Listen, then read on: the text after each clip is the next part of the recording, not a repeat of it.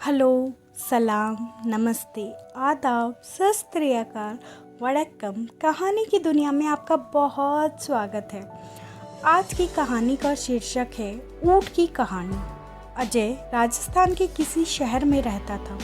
वह ग्रेजुएट था और एक प्राइवेट कंपनी में काम करता था, पर वह अपनी ज़िंदगी में खुश नहीं था। हर समय वह किसी न किसी समस्या से परेशान रहता था और उसी के बारे में सोचता रहता था।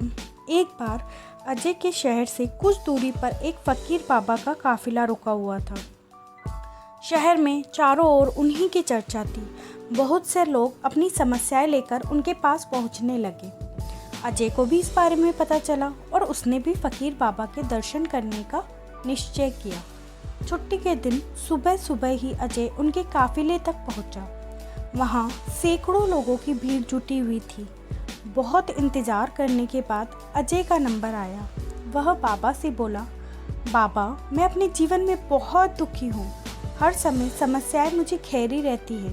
कभी ऑफिस की टेंशन रहती है तो कभी घर पर अनबन हो जाती है और कभी अपनी सेहत को लेकर परेशानी रहती है।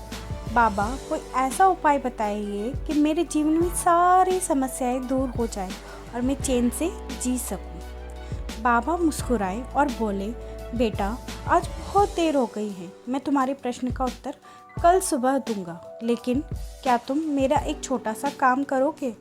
अजय उत्साह के साथ बोला, जरूर करूंगा बाबा। बाबा बोले, देखो बेटा, हमारे काफिले में 100 ऊँट हैं और इनकी देखभाल करने वाला आज बीमार है। मैं चाहता हूँ कि आज रात तुम इनका ख्याल रखो और जब 100 के 100 ऊँट सो बैठ जाए तो तुम भी सो जाना। ऐसा कहते हुए बाबा अपना तंबू में चले गए। अगली सुबह बाबा अजय से मिले और पूछा, कहो बेटा, नींद अच्छी आई? अजय दुखी होते हुए बोला, कहाँ बाबा, मैं तो एक पल भी नहीं सो पाया। मैंने बहुत कोशिश की पर मैं सभी ऊँटों को नहीं बैठा पाया। कोई ना कोई ऊँट खड़ा हो ही जाता। मैं जानता था कि यही होगा। आज तक कभी ऐसा नहीं हुआ कि ये सारे ऊँट एक साथ बैठ जाए।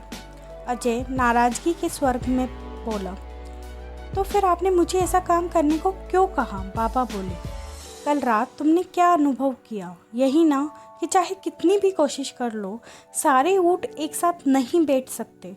तुम एक को बिठाओगे तो दूसरा, और दूसरे को बिठाओगे तो तीसरा खड़ा हो जाएगा। इसी तरह तुम एक समस्या का समाधान करोगे तो किसी कारणवश दूसरी खड़ी हो जाएगी। पुत्र, जब तक जीवन है समस्याएं तो बनी रहती है, कभी कम तो कभी ज़्यादा। अजय ने जिज्ञासावश पूछा, तो हमें क्या करना चाहिए?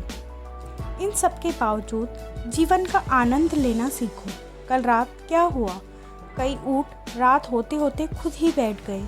कई तुमने अपने प्रयास से बिठा दिए, पर बहुत से ऊँट तुम्हारे प्रयास के बाद भी नहीं बैठे, और जब बाद में तुमने देखा तो तुमने पाया कि तुम्हारे जाने के बाद उनमें से कुछ खुद ही बैठ गए। कुछ समझे? समस्याएं भी ऐसी होती है, कुछ तो अपने आप ही ख़त्म हो जाती है, कुछ को तुम अपने प्रयास से हल कर लेते हो और कुछ तुम्हारी कोशिश करने पर भी हल नहीं होती। ऐसी समस्याओं को समय पर छोड़ दो, उचित समय पर वो खुद ही ख़त्म हो जाएगी। और जैसा कि मैंने पहले कहा, जीवन है तो कुछ समस्याएं रहेगी ही रहेगी, पर इसका यह मतलब नहीं कि तुम दिन रात उन्हीं के बारे में सोचते रहो। ऐसा होता तो ऊँटों की देखभाल करने वाला तो कभी सो ही नहीं पाता।